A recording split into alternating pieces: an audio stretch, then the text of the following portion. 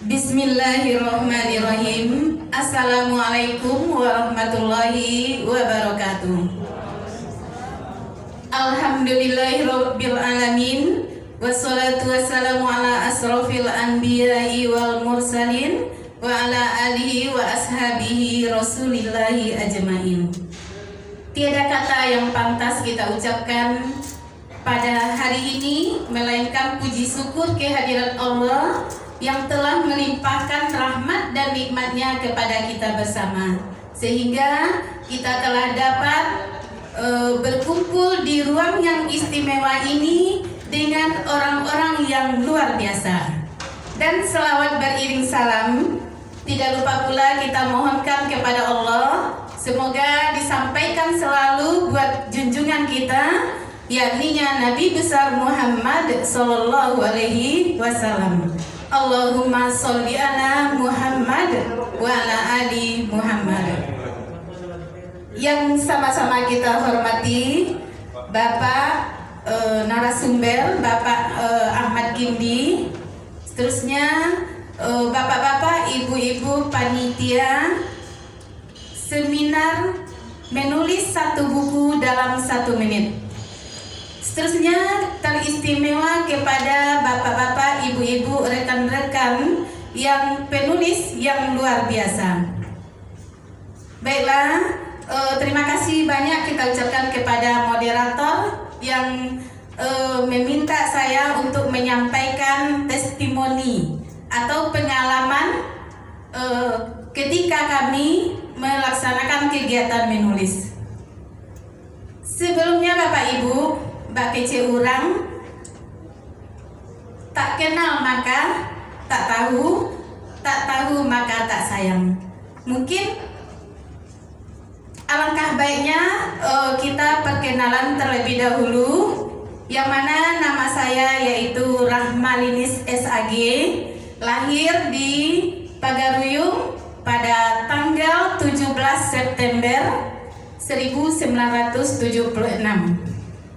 Dan alhamdulillah saya sudah berkeluarga. Suami saya yaitu M. Rizal SAG, guru di MTSN Pasir Lawas, dan telah memiliki 3 orang anak. Yang pertama kelas 1 SMA, dan yang kedua kelas 2 SLTA, kemudian kelas 1 SLTP di Pondok Pesantren di Nia Pasien. Kemudian yang terakhir yaitu kelas 1 SD. Dan riwayat pekerjaan saya pada tahun 2000 sampai 2002 saya mengajar di MTSN Pasir Lawas sebagai tenaga honorer. Kemudian pada tahun 2002 sampai 2003 itu saya mengajar di SDN 36 Batu Limbak Ombilin, yaitu sebagai guru magang.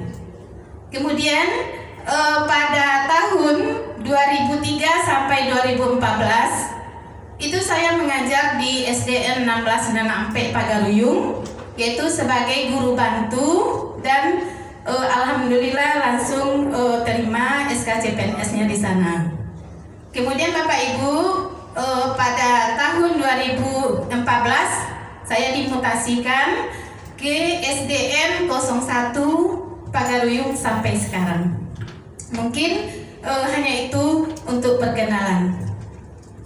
Kemudian Bapak Ibu, awal mula saya menulis,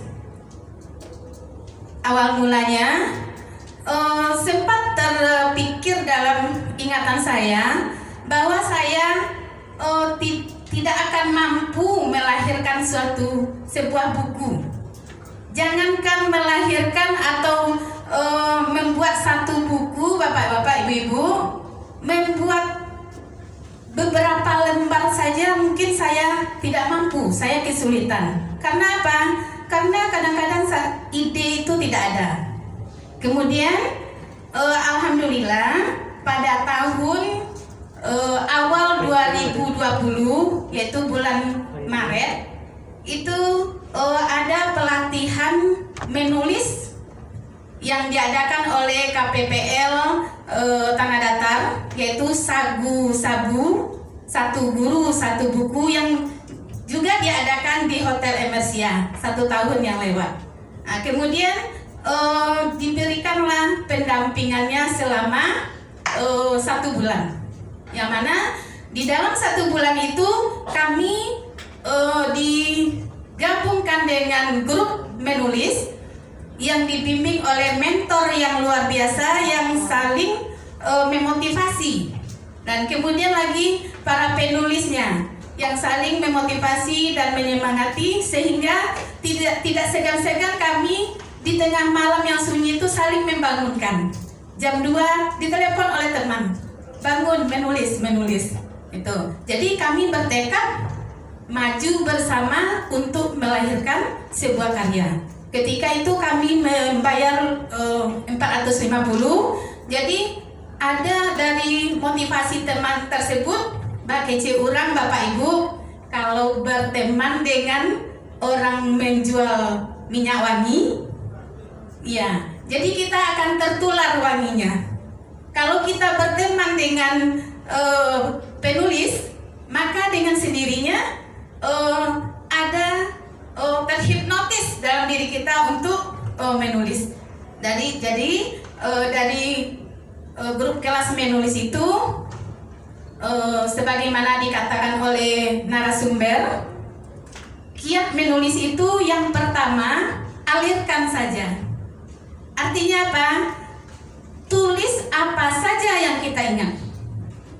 Apa saja yang kita ingat, kita tulis. Jangan selalu ingat apa yang kita tulis. Kalau kita ingat yang kita tulis, berarti kita tidak pede nanti. Kemudian yang kedua, kiatnya tabrak saja. Artinya apa? Artinya kita jangan pedulikan tanda baca, tanda seru, tanda tanya, dan lain sebagainya yang akan membuat tulisan kita itu mentok nantinya. Kemudian yang ketiga kiatnya, bunuh editor. Bukan Bapak Ahmad Kindi yang kita bunuh, Bapak Ibu, tetapi tulisan yang kita tulis itu jangan diedit. Jangan kita ulang membacanya dari awal sampai akhir. Misalnya sudah 25 halaman, kita baca dari awal sampai akhir, yang akan membuat waktu kita lama nantinya. Tetapi ada nanti tim editor yang akan mengedit buku kita, sehingga tim editor akan membumbui, mempercantik tulisan kita ini menjadi tulisan yang menarik dan renyah. Itulah yang saya pegang Bapak Ibu, yaitu alirkan saja, tabrak saja, kemudian bunuh editor. Ketika itu saya memulainya, yaitu dengan menulis pengalaman pribadi saya. Pokoknya segala apa yang saya rasakan saya curahkan di kertas. Bahkan saya bundel HPS sekian lembar. Kemudian kemana saya pergi, misalnya di ruang kelas, ketika saya menerangkan pelajaran, atau ketika anak-anak kita kasih tugas, kita asik juga dengan tulisan kita. Atau di kantor, teman-teman istirahat, kita bukannya kita tidak bergabung dengan teman-teman, tapi kita gunakan waktu yang tersedia. Kemudian Bapak Ibu, kemudian setelah saya tulis pengalaman pribadi saya, pengalaman saudara-saudara saya, sampai pengalaman keluarga saya, maka alhamdulillah dengan demikian di dalam waktu yang 15 hari saya menuntaskan satu buku, yaitu yang berjudul Liku-Liku Merajut Asa. Kemudian kendala dalam menulis. Kendala dalam menulis Bapak Ibu, kalau kita pikir, mungkin kita tidak bisa untuk menulis. Karena apa? Karena yang pertama kegiatan rutinitas. Sebagaimana yang terjadi pada saya yang waktu yang 5 menit sudah habis, mungkin bisa ditambah 2 menit lagi. Kemudian lahir buku yang pertama itu di bulan Maret 2020. Kemudian alhamdulillah pada bulan November itu Dinas Pendidikan Kabupaten Tanah Datar mengadakan kelas KMO, kelas menulis online, dan alhamdulillah saya masuk. Kemudian saya tidak menuntaskan naskah saya karena berbagai kegiatan. Jadi dibuka kembali bulan Maret yaitu KMO Remedi, dan alhamdulillah di dalam KMO Remedi ini melihat teman yang semangat, maka saya pun bersemangat. Dan yang karya yang kedua ini saya menulis itu sebagai yang pertama setelah terbit buku saya, itu saya kasih pada siapa yang terdekat. Yang pertama adalah kepada guru SD saya yang sama mengajar dengan saya. Kemudian orang tua. Tuh. Kemudian saya menulis tujuannya warisan untuk anak cucu saya nanti. Jadi yang kemudian selanjutnya supaya nama saya dikenang oleh orang. Mungkin 1 bulan 2 bulan setelah saya meninggal, mungkin nama saya sudah terkubur seiring terkuburnya jasa saya. Tapi dengan adanya karya, orang akan membaca dan mengenang saya. Kemudian buku yang kedua ini kita ambil dari kisah nyata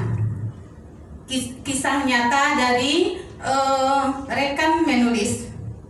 Yaitu saya menggunakan aplikasi Speak to Text, yang mana pada bulan Maret tanggal 24 itu workbook yang ke-8, latihan yang ke-8 itu mentor meminta menyerahkan 50 lembar tulisan. Kemudian saya gabungkan tulisan saya yang di blog Guru Siana, ternyata Bapak Ibu 10 lembar yang membahas satu topik. Kemudian dengan melihat teman yang semangat membuat saya juga bersemangat. Kemudian lagi ada Bapak Mentor memberi aplikasi Speak to Text. Kemudian saya buka. Dengan menggunakan ini, yang pertama saya buka, saya rekam, tetapi ada kelemahannya. Ketika saya rekam, datang anak saya minta uang, langsung diketiknya. Kemudian saya cari trik yang lain, yaitu saya rekam di HP lain, kemudian saya langsung direkam di Speak to Text, kemudian saya asik dengan kerja yang lain. Dan alhamdulillah tanggal 29 Maret karya saya lengkap 50 lembar. Berarti 5 hari bisa saya tuntaskan, yaitu naskah yang berjudul Perjalanan Cinta Kailan. Yang mana Perjalanan Cinta Kailan itu diambil dari rekan saya, yang mana rekan mengajar saya yang selalu curhat kepada kami, yang mana dia adalah seorang laki-laki yang setia, yang memiliki istri, yang dari adalah Ibu, waktunya sudah habis, Ibu. 1 menit. Ayo, 1 menit ya Pak. Jadi yang Kailan ini itu sudah 3 kali nikah Bapak Ibu. Yang pertama jodoh yang dia pilih, tetapi tidak direstui oleh orang tua, sehingga diusir dari rumah. Sehingga sudah 3 orang anaknya, kiranya istrinya ini berselingkuh, CLBK, cinta lama berselingkuh kembali, kemudian cerai. Akhirnya yang kedua dan yang ketiga itu lewat dunia maya. Tuh.